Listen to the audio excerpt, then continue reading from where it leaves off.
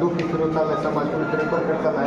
आज आमची मुलं नोकरी वाचून आत्महत्या करायला ते सुशिक्षित जे करायचे लग्न नाही ते परपंच उद्भवत झाले त्याच्यामुळं म्हणजे नेमकं विषय किंवा साहेबाची भूमिका काय मराठा आरक्षण ते तर बघू ना आपण.